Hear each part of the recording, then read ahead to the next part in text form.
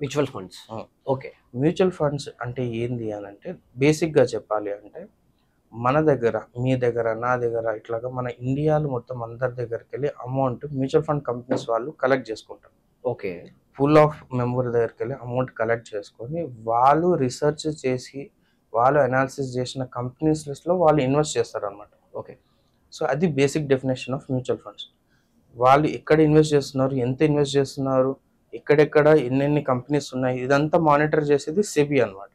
Okay.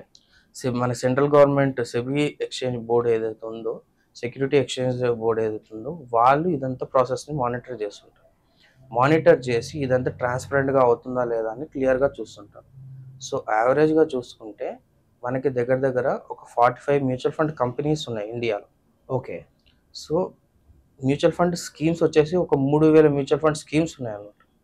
So ఇన్ని రకాల schemes, ఇన్ని కంపెనీస్ ఉన్నాయి. వీళ్ళందరూ కలిపి వాళ్ళు ఎంత అమౌంట్ మేనేజ్ చేస్తున్నారని మనం ఒకసారి యావరేజ్గా చూసుకుంటే మోర్ దెన్ 60 lakh crores వాళ్ళు మేనేజ్ చేస్తున్నారు అమౌంట్.